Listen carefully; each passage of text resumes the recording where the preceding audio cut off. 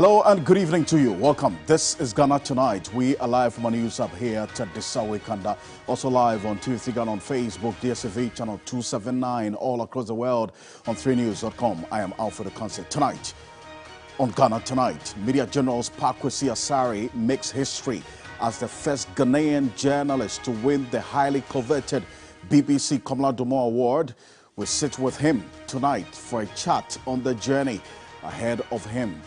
Stay with us here on Ghana Tonight and keep your congratulatory messages coming through for him. Also, the governor of the central bank, Dr. Ernest Addison, has been responding to questions surrounding the 60 billion loss incurred by the Bank of Ghana and also the controversy surrounding the new headquarters project. Tonight, we find out if the response of the Bank of Ghana clears the air. And we're getting to issues of the defunct Men's Gold because its CEO and founder, Nana Pia Mensah, has resurfaced with promises to pay customers amidst these issues of the pending criminal and civil suits against him. We find out how far these cases have gone and how customers are reacting to this development. Stay with us here on Ghana Tonight, and we have some of the customers plus a lawyer to some of these Men's Gold customers joining us here on Ghana Tonight. As always, let's hear from you. We're very, very interactive. The hashtag we're using is Ghana Tonight on Facebook and Twitter. Let's get talking.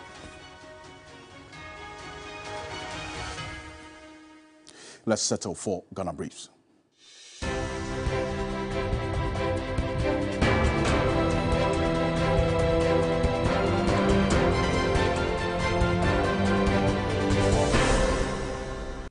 The Bank of Ghana Governor Ernest Addison has defended the construction of new head office building by giving out more details on the project at a news conference in Accra.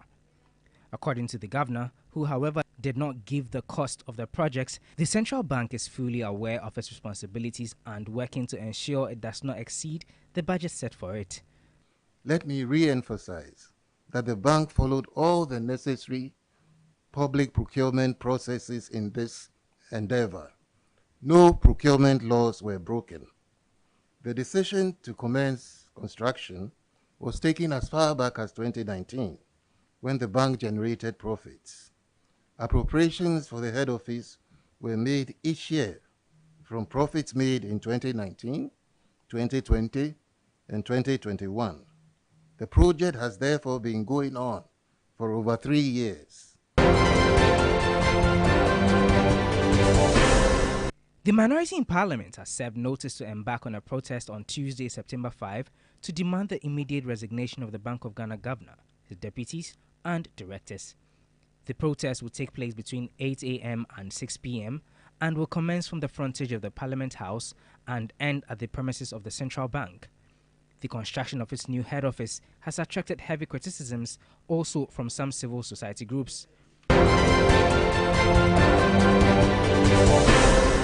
The Director of Academic Affairs at the Kofi Annan International Peacekeeping Training Center, Prof. Kwesi Ening, says ECOWAS's disagreements with the military junta in Niger for a 3-year transition period places the regional body in a tight corner. According to Prof. Ening, the decision of the military leaders to agree to return the country to democratic rule is a major step to resolving the impasse. I'm really hoping that cool heads will prevail and we will begin the process of negotiating around a collectively acceptable solution. The military option is not an option. Were we to use it, it will cause considerably more instability in West Africa and the Sahel. That is not the essence of a negotiated process. A negotiated process must lead to a win-win situation. The war effort is not the most conducive for us. The National Chief Imam Sheikh Osman Nuhu Shaributu and some leaders of the Muslim community in Ghana are calling on ECOWAS leaders to consider dialogue rather than a military intervention in resolving the Niger political crisis. At a news conference in Accra, the group, however, condemned the coup in Niger. My appeal to those who are in charge of the affair is that they should take every measure to ensure that we are able to resolve the difference of the crisis without losing a single life nor dropping a single modicum of blood. I'm also calling on all African nations that whenever such things happen, we must learn the lesson as it happens now, that we can resolve our differences. August 21, 2023 will go down as a special day in Ghana journalism history. It could also be described as National Park Asari Day, after he was named the 2023 winner of the award, named after Ghanaian legend Komla Dumont. We've seen 2 Nigerians, 2 Kenyans, 2 Ugandans, and only last year it was won by a Zambian. And I'm absolutely thrilled that at my second attempt, I have won the award.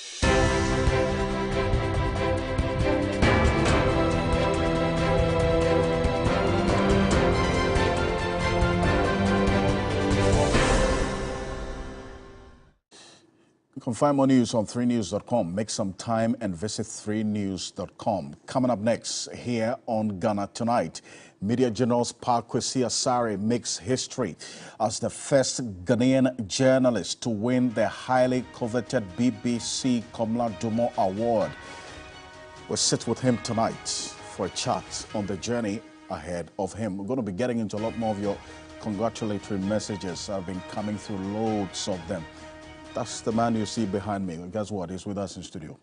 Kwesi, congratulations to you. Thank you, Alfred. Thank you Awesome. so much for having me. Awesome. It's good to have you with us. It's a long day for you. Yes. It's been a pretty long day. I'm tired. I can imagine. I am tired. And I'm famished as well. You know, I need to go get some food. Absolutely. So you much haven't weakness. Eaten since, No. I was excited to have had a good Samaritan buy me some lunch, but I couldn't finish it because I had to go do other things. Stuff. And so, yeah, that's been it. I can imagine that the avalanche of messages coming through, right? And many of them we're going to be showing shortly.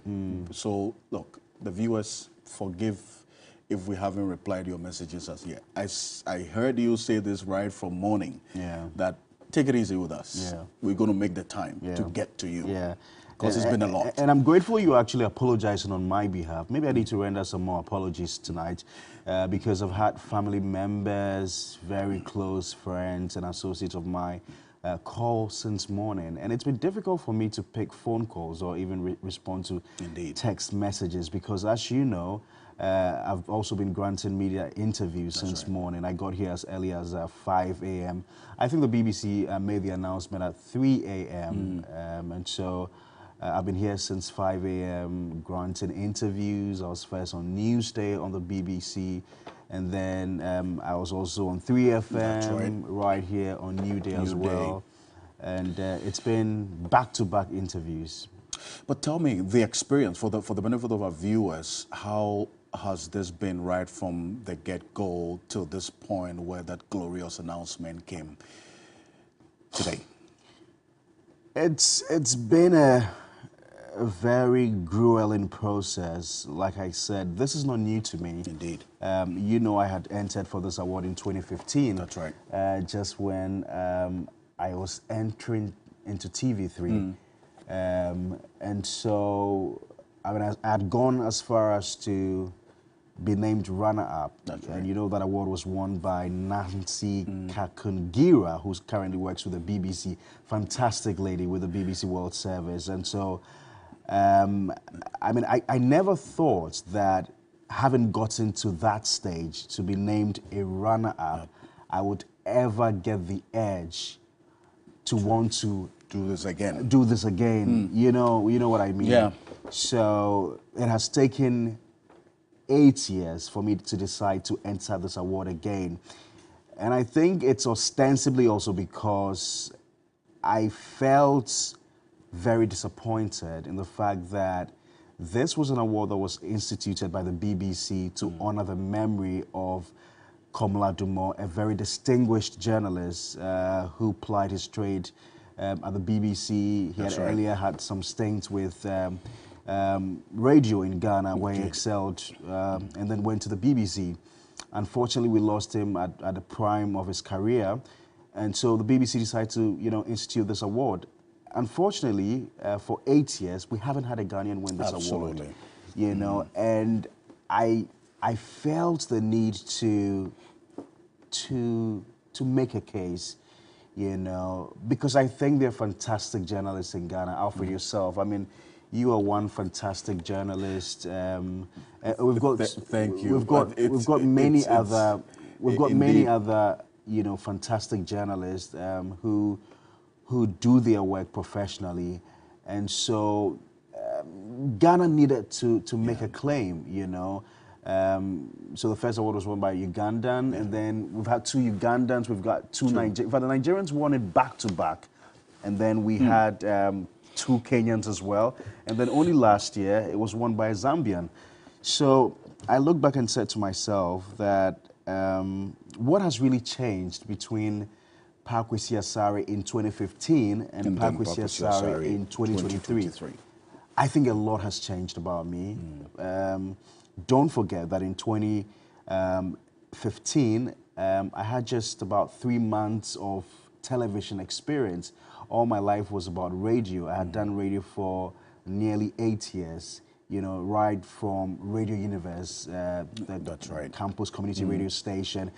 And so I was very new to television. And then also, very new to the field of business and financial journalism. And so I thought my understanding of issues was not that appreciable, I mean, if I compare to now. 8 years down the line, I've had many years, of television experience. I've had the opportunity to ply my trade here at TV3, where I started my television career. And thankfully to the management and the board of directors, I've been given the opportunity to make mistakes and to correct my mistakes along the line.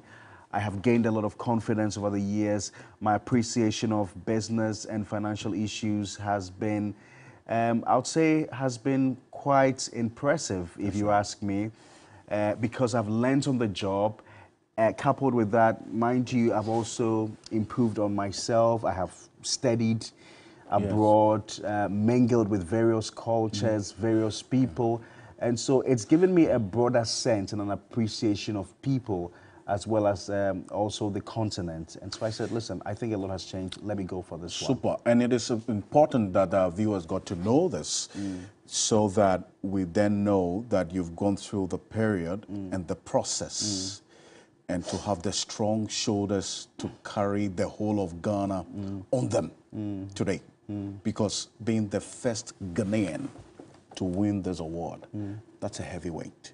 But your shoulders are strong enough to carry this, is it not? Because everything that you have said today and right now tells everybody that you've been prepared for this, moment.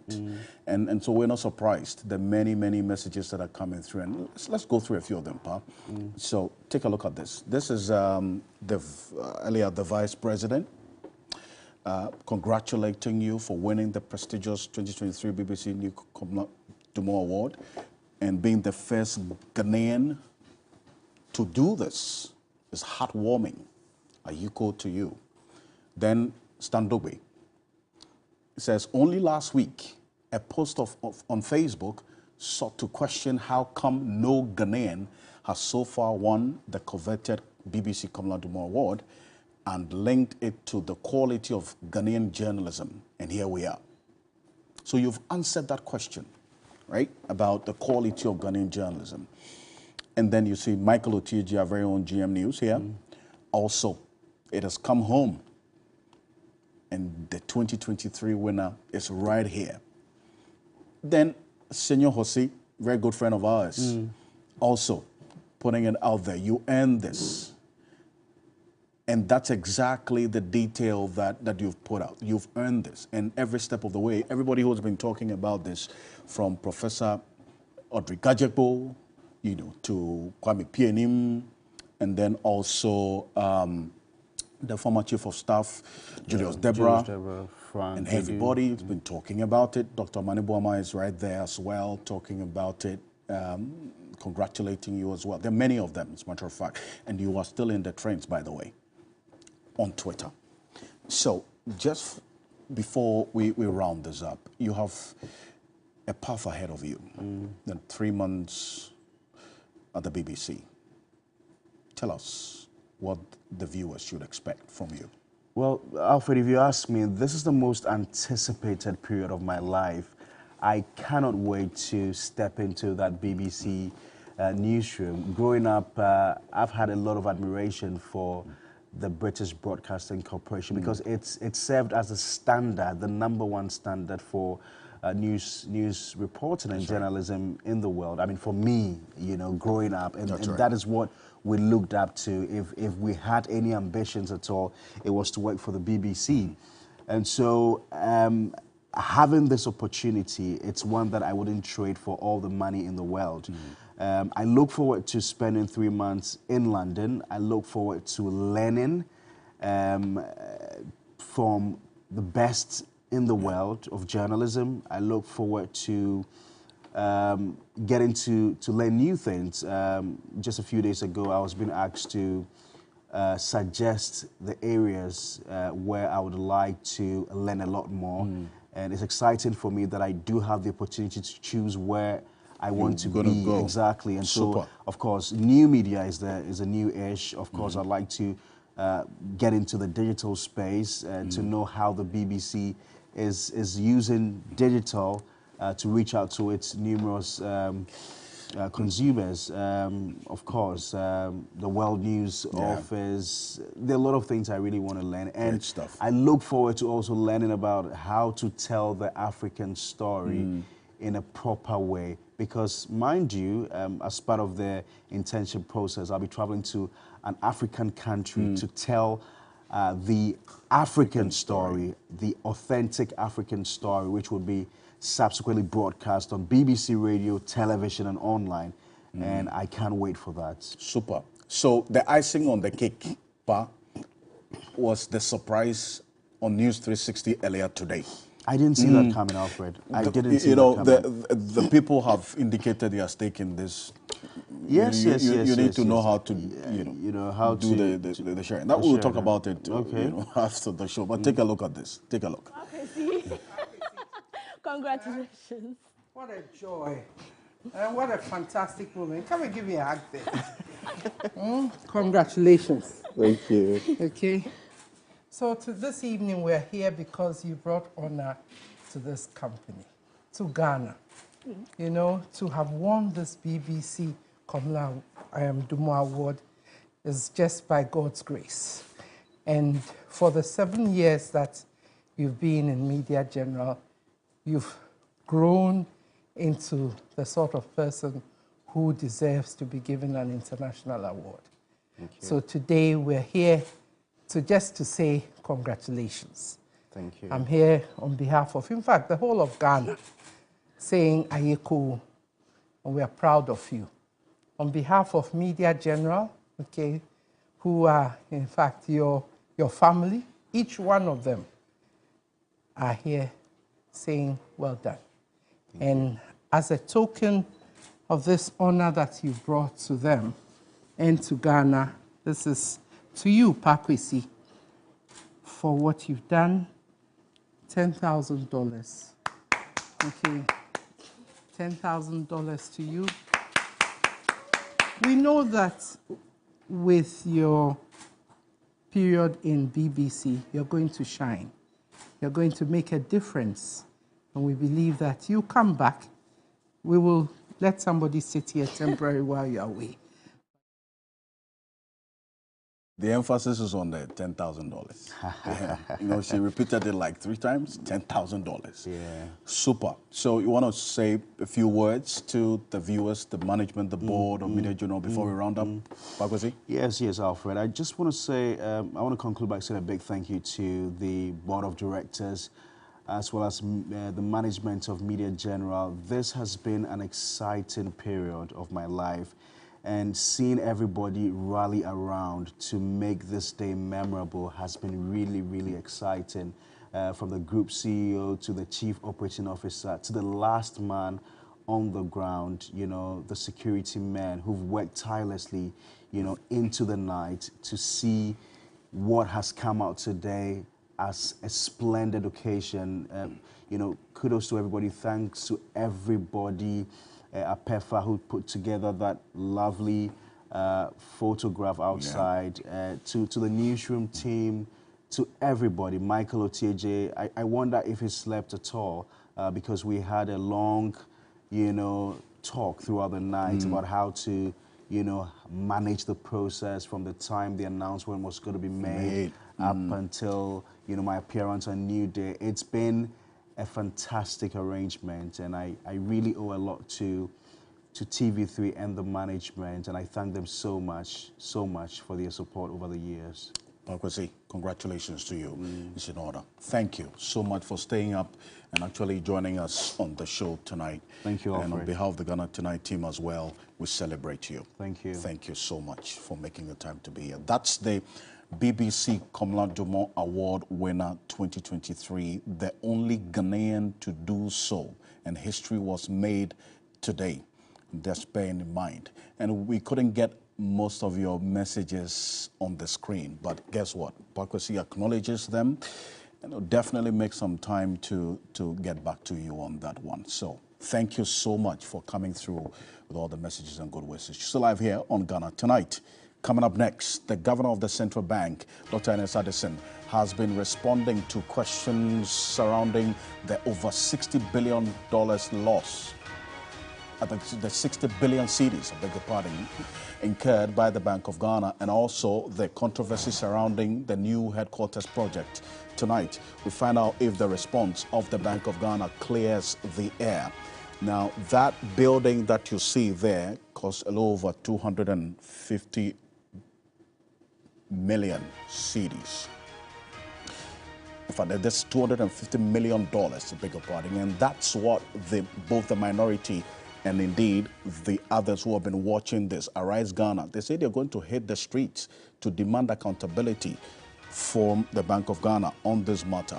Now, the governor, Dr. Ernest Addison, has been responding to this earlier today at a press conference. I want to hear from him about this building and why they're pushing it through. Take a look.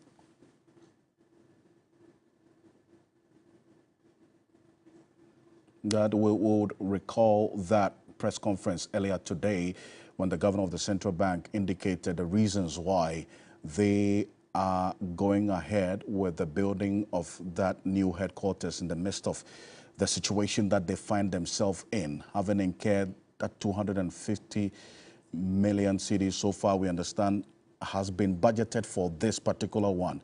Now, based on the explanation by the central bank governor, the construction started 3 years ago, and as a result, they're 50% done. They can't finish it up within this period, so they have to continue. Now, questions were raised about the over 60 billion cedis lost that they incurred as well. He provided answers to those questions, plus the over $250 million being spent for the headquarters. Take a look. The government issued an executive instrument to allow the Bank of Ghana acquire that land, and SIC was duly compensated.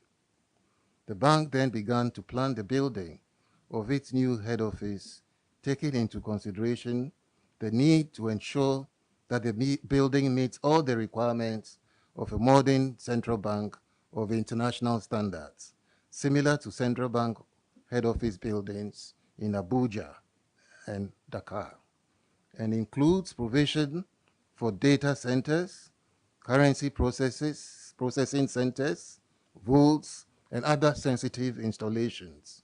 It is not just a simple, ordinary building. Let me re-emphasize that the bank followed all the necessary public procurement processes in this endeavor. No procurement laws were broken.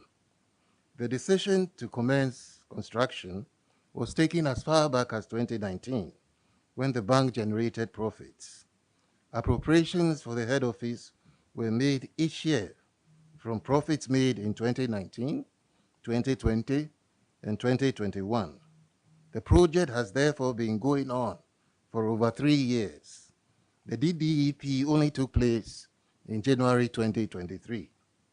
If we were to be taking the decision today, building a legacy head office would not have been a priority. However, this is a project that has been running for 3 years and about 50% complete. Well, but earlier, that's sometime last week, the minority asked questions of this building, demanding details of the procurement process and then also how the cost has been rising over time to this $250 million that the Bank of Ghana is talking about. The governor spoke, but Mama Yaraga, who is a Boko Central Member of Parliament, says that the reasons given, for instance, that where the old Bank of Ghana building is it can't withstand earthquake and earth tremor and so on, is untenable. Take a look. Since colonial times, since Governor Gettysburg's time, I have not read any report that shows that a major earthquake or earthquake of any, what do you call it, level has resulted in buildings in that neighborhood collapsing.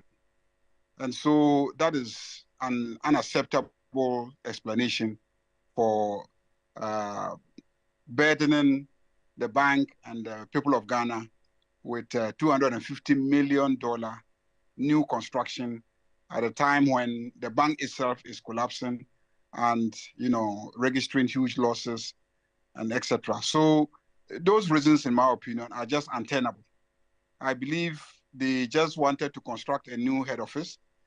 And I think that people are not necessarily against constructing a new head office. There are new head offices that banks are building. Their neighbors are, I believe, Barclays Bank, that used to be there, now APSA. We have Standard Chartered Bank. They now have a new head office building. EcoBank is there. They now have a new head office building, and etc. So banks are building new head offices. It adds to the beauty of the city. It provides additional infrastructure across the city. So I don't think that people in principle are against deciding that you need additional space and you want to construct. But then if everybody else is constructing, similar structures at average 40, 50, 60 million dollars, and then you choose to spend $250 million to carry out construction, when we really don't think you have a good reason for carrying out that construction, but then assuming that you want to construct a new office, we think that it should be reasonably priced. And so when you start quoting figures such as $250 million,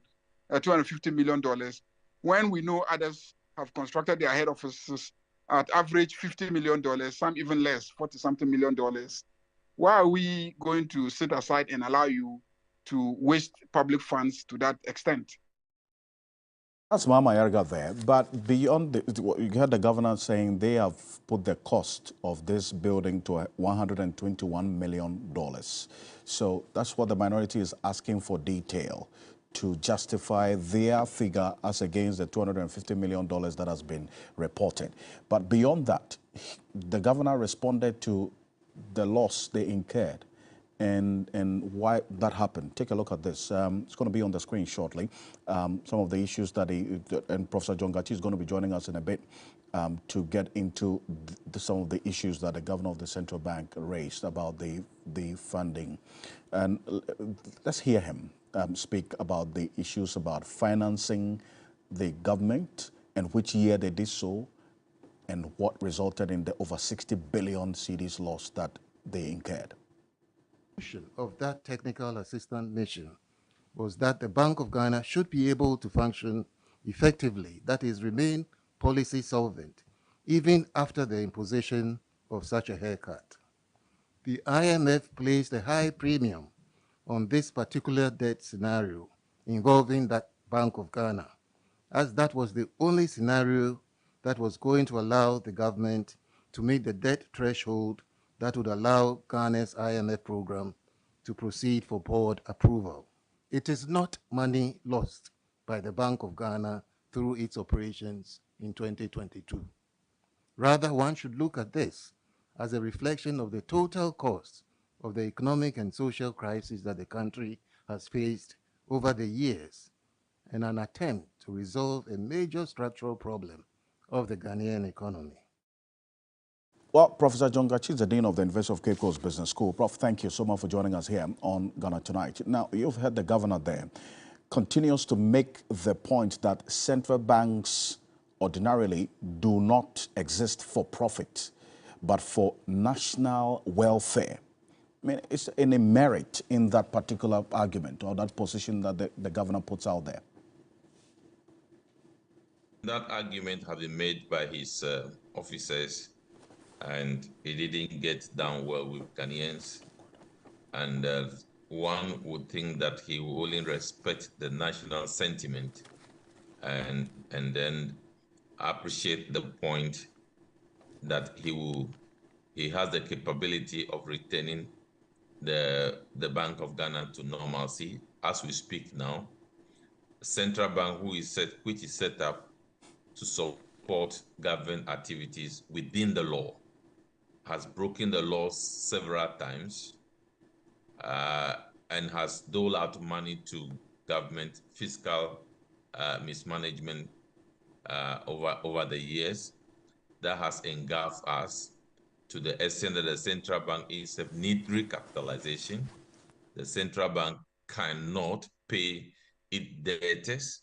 The central bank is now being described as very difficult to be a going concern.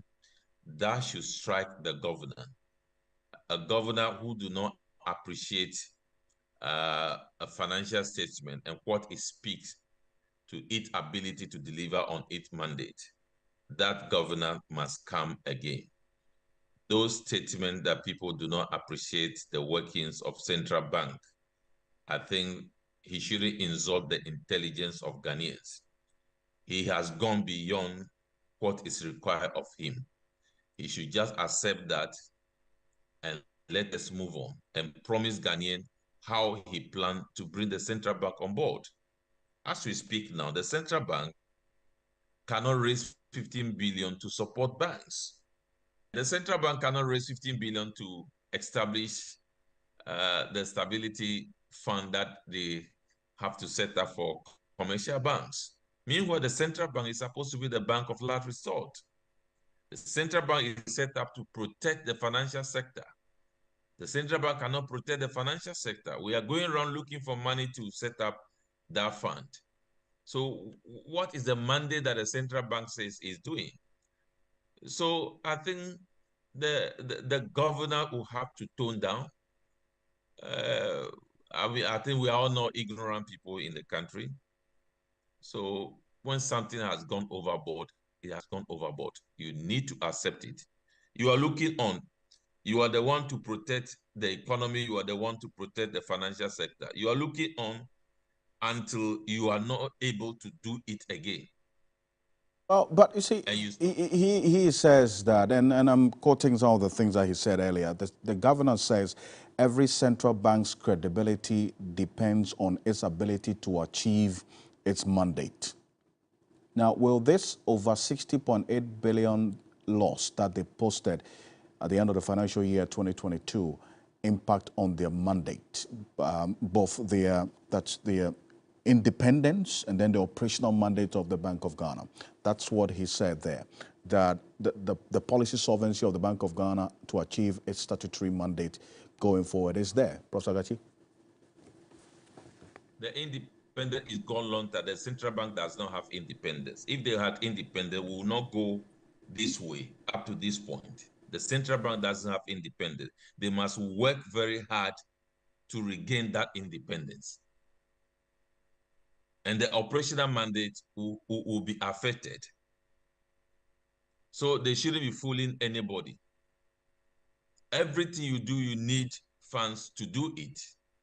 So your financial statement is telling you you are negative 55 billion and you make a loss of 60 billion. That is huge on the book of any institution. Nobody is saying that the central bank should come and splash profit to us. No, nobody is saying that. But to make that such colossal sum of losses within a single year, and you are beating your chest against the people, I think you should come again. You should come again.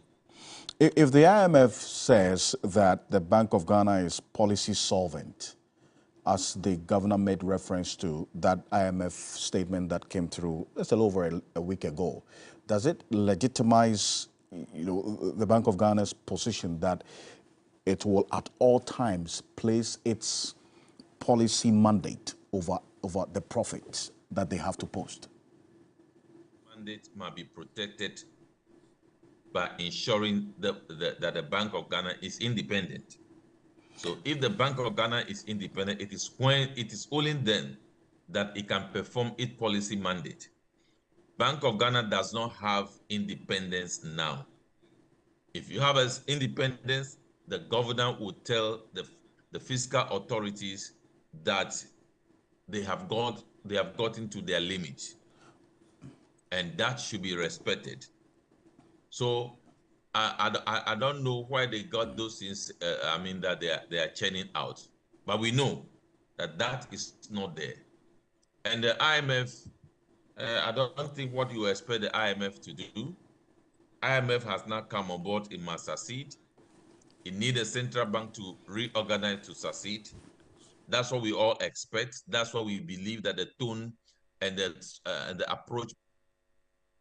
The IMF definitely will come to the support of the central bank, but the IMF itself should be asking if what the central bank has done is right. Why would they be forcing the central bank to sign an agreement with the Ministry of Finance or to change the law?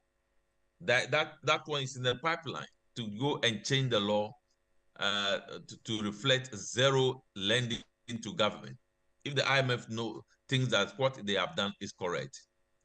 So for IMF, we don't have to listen to the IMF in whatever he said in support of the Bank of Ghana.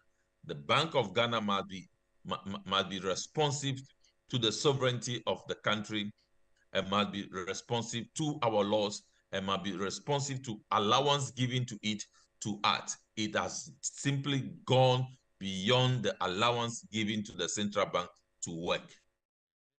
Appreciate your time. Thank you. Thank you very much. He's the Dean of the University of Cape Coast Business School. This is Ghana Tonight. Coming up next, Chief Executive Officer of defunct Men's Gold, Nana Pia Mensah, has resurfaced with promises to pay customers amidst the pending criminal and civil suits against him. We find out how far these cases have gone, and we understand some 61 charges facing now, and how customers are reacting to the development. Some of them, we understand, have gone ahead to pay the 650 cedis that he was asking them to pay so that they get their locked up funds. We'll hear from a few of them, plus a lawyer who has also been providing legal assistance to some of the customers of Men's Gold. Stay with us. We'll be back shortly after this quick break.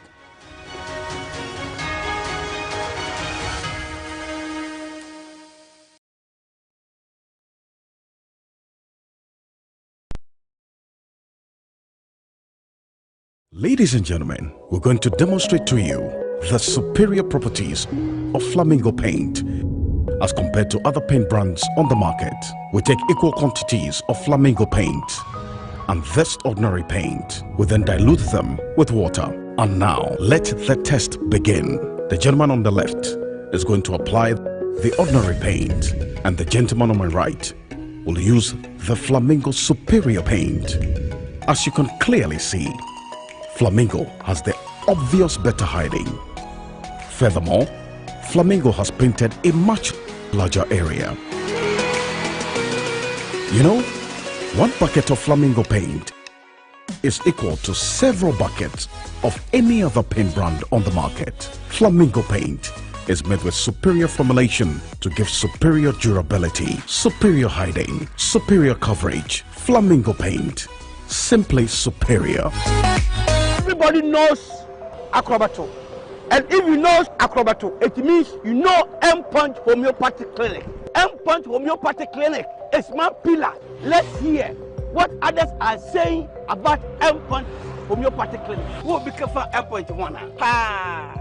Chese na me ankasa me period na se problems wom. Ntina ma wo ho idea ma me. Papa chese na nya asem ketewa. Na me coin point no, mo hwe me modem no mo hwe bibia na so mo meduro. Mo meduro me fire no. Ene ma won kura mienu. Kofro kwa na mkwan mu a eba. Head everything yourself. Me ma me no adwodwo eda ho a wontumi nante. Ene ne ko end point. O mama nunu a ene ne ho idea watimi asori anante. That's end point for you. Of Roberto. Hello. Hey, ohwehwe what che? Okay. A free bra wo di end point what dance. Am me call you no. Me Jones sema na enkoyie e person na my mre nyina na magina sebe ma na me be fie for there e ho na nyina jaresa. You heard everything. I have secret. End point is my secret. End point homeopathy clinic. I'm free. Hey, what do you do with some cool $2,000? Okay. Here to Win game show is exactly what you need.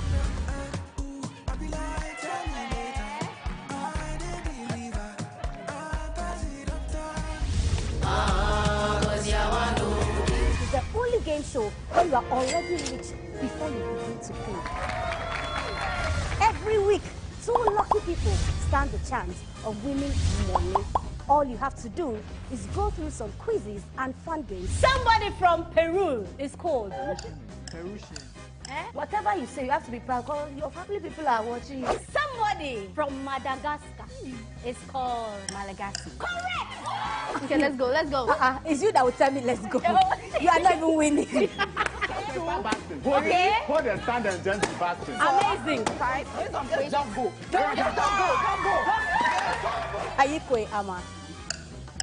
Be proud. Okay. First of all, is Ayikwe supposed to be a man or a woman? Put it on your forehead. Ayikwe. Be a part of this game show right here on TV3 and take home some cash.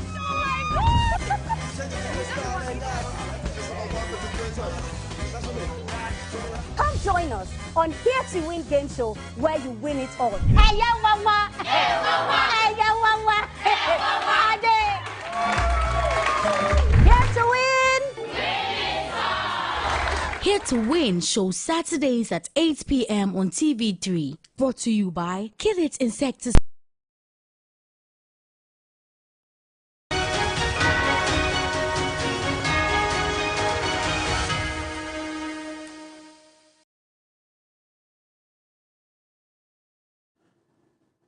Welcome back. This is Ghana Tonight. We're live on TV3 Ghana on Facebook, DSTV channel 279, all across the world on 3news.com. And Chief Executive Officer of defunct Men's Gold, Anapia Mensah, has resurfaced with promises to pay customers amidst a pending criminal and civil suits against him. 61 charges, we understand, he's being faced now with, and finding out how far these cases have traveled and how customers are reacting to the development. We're hearing now that some payboy company that he owns asked the customers of defunct Men's Gold to pay 650 cedis to also activate the process of accessing their locked up funds. We'll find out if some of them actually went ahead to pay, really. But take a look at this. These are some of the cases and how things have played out right from the get-go. It's going to be on the screen shortly.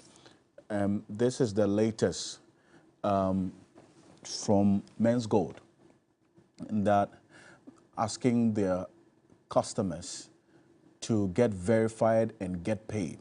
So after the reaction to that 650 cedis they were asking people to pay, they've now told them not to pay any money and that they should go and get verified and get paid.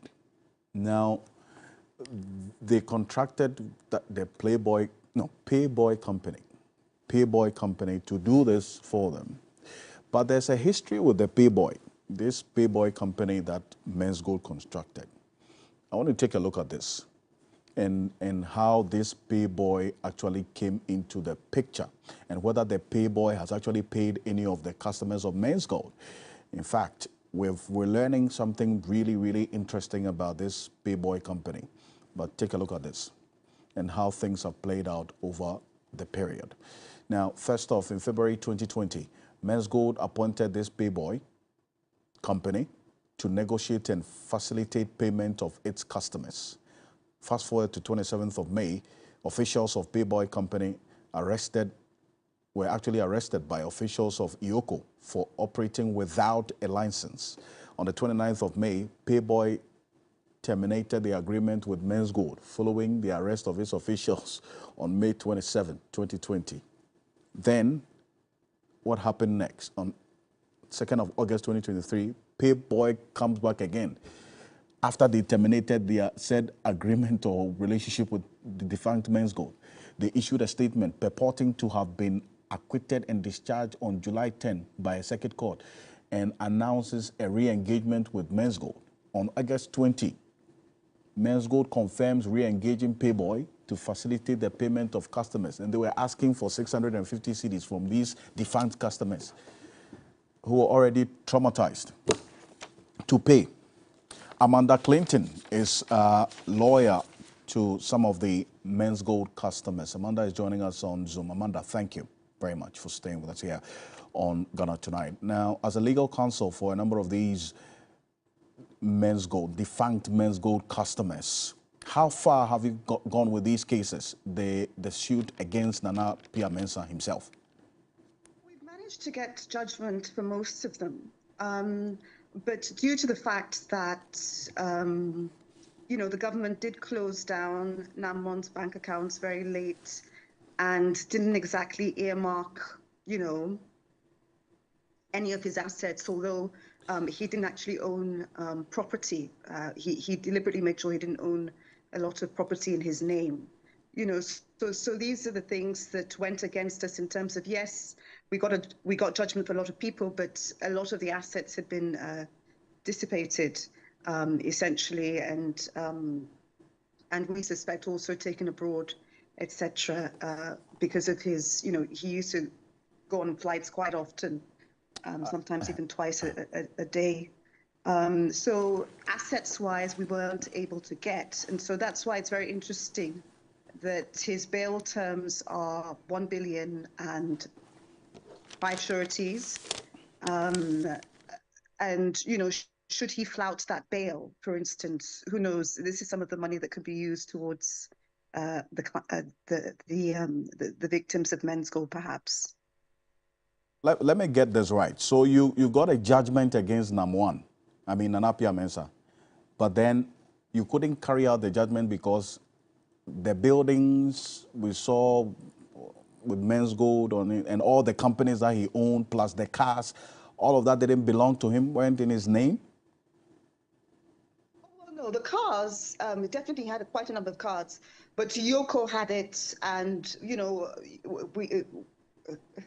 Yoko also had a system, I think, in terms of the distribution of some of the cars, and a lot is also pending with this case, because currently I think he's facing 61 charges in terms of, he's facing 61 charges that's levied against him, including money laundering, etc., and operating without a license. He made sure, maybe he learned from former Ponzi kings or whatever in terms of reading their autobiographies, I don't know. But quite interestingly, he made sure that, for instance, even the building in East Legon, in terms of the office and the main office, etc., was just rented. I see. And Brew didn't really have much in terms of property and assets, and the properties weren't in his name mainly. So he definitely knew what he was doing in terms of assets before and after sex, SEC's injunction. I see. Amanda, I want you to be a bit stable for me. I can understand how passionate you are and how this gets to you, but please be stable for me. But hearing that he, through this Payboy company, is asking the customers whose funds have been locked up to still pay 650 cedis to access their locked up funds. For you as a legal counsel to some of these customers, what are you telling them? It seems like he might have been advised by counsel in a better way, because I was doing an interview slightly earlier today, and it appears that they've said, Men's Gold's team has said as of today, that they're going to be refunding people that 650 Ghana cedis, which is only the correct thing to do, because it's amazing that he could even make such an offer, given that he has over 60 charges levied against him, and the fact that his bail conditions appear to be quite stringent in terms of every Wednesday he's supposedly supposed to be reporting, and it's 1 billion Ghana cedis, and 5 sureties, 3 justified, etc. So it's a wonder that he would even attempt to be making these utterances, especially because when SEC said that Men's Gold should shut down, I think back in 2018, they also made it very clear that all adverts of the business be halted. And for me, this is a form of advertising in terms of he's just using the media and this platform to get, perhaps quite desperate people to just part with 650 Ghana cedis under the ruse of perhaps getting their monies. And even if he does have these monies, the point is he's not only under investigation, but he's been formally charged. And so as someone who's been formally charged, you would expect that if he has any more information about all these assets the government was trying to look for, he can furnish that information with Yoko, etc. And that might be a mitigating factor with, all the charges he's facing. Or the court might appoint a third party such as PwC or that sort of entity to manage such funds and distribute it according to the court's order in terms of the terms of who should get it. But Namwan is in no position to negotiate, and he's in no position to be making this offer. And so I'm very happy that he's at least said he was going to reimburse people of their monies. Right. Amanda, thank you. Thank you very much. Amanda Clinton is a private legal practitioner and also counsel for some of the customers of defunct Men's Gold Limited. Now, Martin Pebu is a private legal practitioner. He's also been talking about this new move by Nana Pia Mensah to get Payboy, get customers whose monies have been locked up to pay 650 cedis, which we understand now that there's been a U-turn on it. But this is what Martin Pebu said earlier. Hogwash. Hogwash is absolute nonsense. Number one, doesn't have that right morally and legally to do what he's doing. He just has to stop it. That would be one too many. It shows it's the height of insensitivity. It's as if he doesn't recognize that people have died. Some are living in so much pain and fear, etc. He's ruined the lives of thousands of citizens. So the last thing we expect is this new gimmick. It's another Ponzi scheme. Listen, paying for verification was never in the contract. One thing is clear, and that is, as a state, including the Attorney General, the state hasn't done well in dealing with this case. That one, very, very true. It's unimpeachable. You can't deny it. We haven't given it the right attention. Because if you look at even the number of adjournments and the flow of information, this is something that should involve a lot of free flow of information from the state to assuage the fears of the customers. Citizens are right in saying that the state hasn't done well. And since it's the Attorney General who is the focal person, yes, naturally the blame will go to him. Number one, Nana Appiah Mensah cannot by himself continue to deal with the public. No, he's lost that opportunity. That's Martin Pebu there, and it's pretty clear what his position is on this matter. Fred Forsen is one of the leaders of this aggrieved Men's Gold Customers Association. He's joining us on Zoom, but the connection is not too good, so we're not going to show his video. But Fred, can you hear me? Hello? We'll try to call Fred on the telephone to connect with us, but apologies. We are unable to have that clear connection with Fred Forsen. But they've been raising other concerns as well, that they have information that Nana Appiah Mensah is being given protection by security agencies of the state. They have petitioned the Inspector General of Police, Dr. George Akuffo Dampare, to withdraw the police protection that Nanapia Mensah is having as we speak at his residence, and then when he is moving around as well, according to the customers, he moves around with police protection, right? Fred Forsing is joining us on the telephone. Fred, can you hear me? Yes, I can hear you. Great. Now, I've just seen a letter that you addressed to the IGP. You're saying that Nanapia Mensah moves around with police protection and then his house is also under police protection? Yes.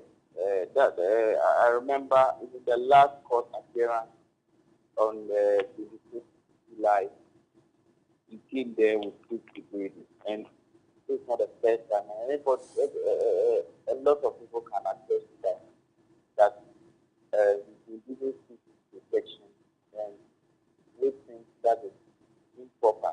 Because there is a gentleman who is charged with 51. But Mr. Forsing, we can hardly hear you. If you can reposition and speak up a bit for me. Here is a man who has been charged with 61 counts. Among the charges, we have defrauding by false pretense. And so if an alleged fraudster could be given a state security, we think it's an insult to our integrity and even to this democracy. Okay, so when you wrote to the IGP, has he responded to this request that you're making that the police protection should be withdrawn from Nanapia Mensah? No, our requests were in twofold. One is the request that he withdraws the state security around him. Then he should go ahead and arrest him. And we have given particulars of the offenses that we believe he has committed ever since Men's Gold collapsed in 2018. The first one was that he, through a radio interview on Xylophone Media in 2018, asked customers to pay 5% of their existing investment to the company. He never refunded the money, neither did he pay the locked-up investment. Then in 2020, he bought a company called Payboy. In his own words, he told us Payboy is a debt collector company. Okay. And so the one who owes us now looks for a debt collecting company that we should engage. He made customers to pay 9% of their existing investment. That one too, the money was locked up. Okay, then so did Payboy ever pay you, any of the customers? Never. The Payboy never paid. In fact, even the 9% that he collected from some of the customers, they could not even refund the 9% to them.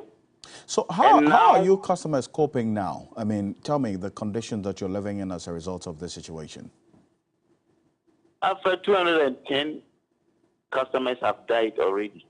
210 customers of Men's Gold? 210 customers of Men's Gold have died already.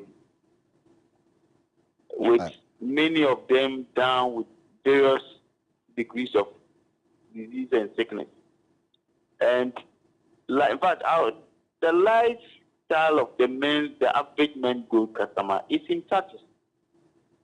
There is nothing good to write home about. So as for Men's Gold customers, it appears we are not part of Ghana. We have pastors who have died because of Men's Gold. And this time, let me face it, please, as of now, Pentecost pastors have died. SDA pastors have died because of Men's Gold. Yes. Wow. There are others who took church money and invested in Men's Gold. They have died. Some bankers have died. Some lecturers have died. We are even told about 2 of them even committed suicide. We have people who have become blind because of Men's Gold. And so we don't understand why, upon all this, NAM1 is allowed to come to resurface again with another demand for 650 Ghana cedis. But did any of you pay? Did any of you pay the 650 cedis?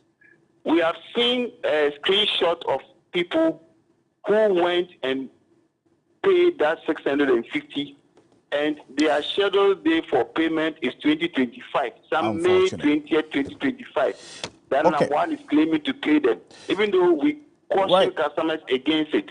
Mr. Forsing, thank you so much for joining us. And in fact, this is an issue that we're going to be following quite closely, and we do empathize with you as well. I appreciate your time on Ghana Tonight. On behalf of the rest of the team, thank you for staying with us here on Ghana Tonight, and keep your congratulatory messages coming through for Parkwesi Asari.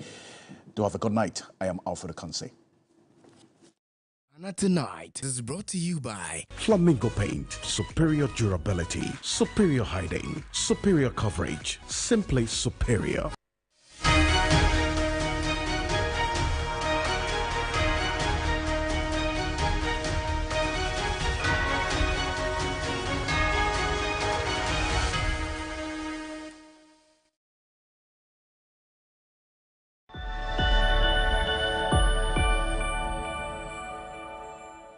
This program is rated PG. It contains scenes of brief nudity, mild violence, and strong language. Parental guidance is advised. The program is brought to you by MTN Gluta White.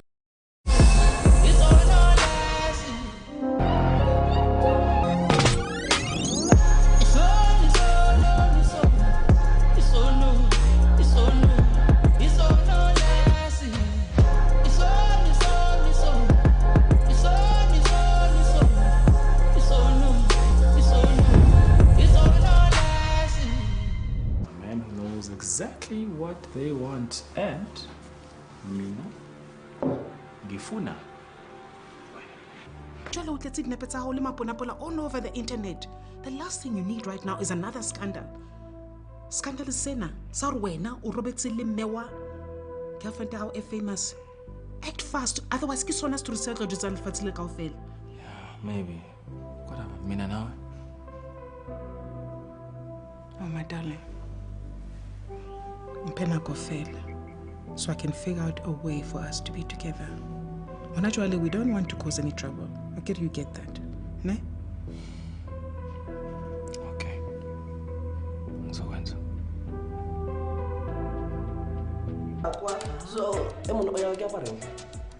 Samai. Khata tsebe sale o sang some people like well in ka bkhorata. Go re khoso so go se go ya wena. I mean, show ya tsang fela o nkisisa the criminals. More House of Grace. I won't stand for it. Yeah? And you're no longer welcome here. No, sure. Happy to leave. Yeah, bye. Oh. Ow. Asuka lona le shebileng.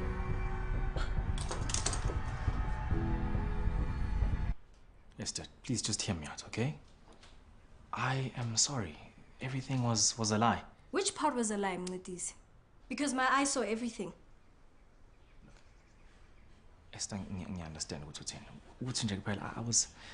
I was angry, you know, about what I saw. Namagwande just got dragged and to get handsy with my mother. My mother, Mnidis. Esther, your mother is a kind, warm-hearted woman. I know what I did was disrespectful and trashy. Yeah, very trashy.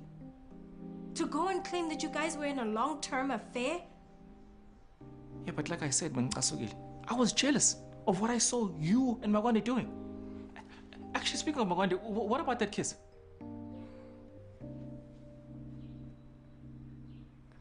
It was nothing. Nothing? Yes. Here I am trying to laying my soul out bare, and you're telling me it was nothing between Wen and Magwande. Oh, and I'm the bad guy. This I have to hear. Look, I just...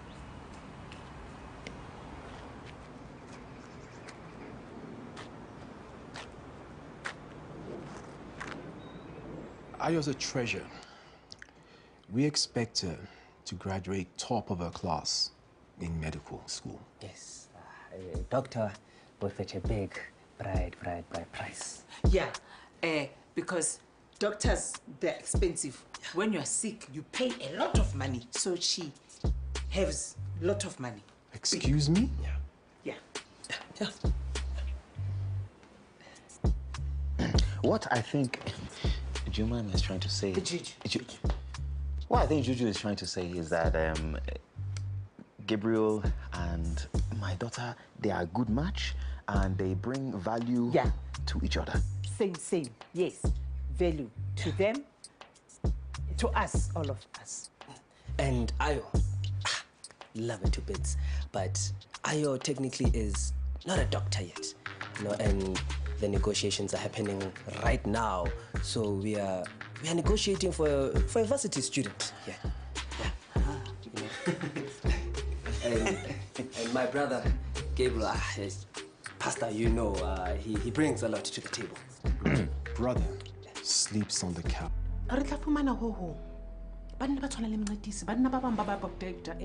Okay, so what do we do, Mom? Like what? I don't know. Like, what do you think we should frame him? Mr. Haketsebe, this is new territory for me. For Runa really babed. Fela rana kere. We'll think of something else. So when iya high and make him believe you are ready No. to try again. No, I can't. I won't do that. Okay, take it slow. Set up pace ya how hey. Fella, in the end, it must be worth it. Mama, I don't want him to get away with this. I want him to suffer. If that's what you want. Sure, look, we will tell your parents where we are eventually. But I just feel for now we have to worry about our own family.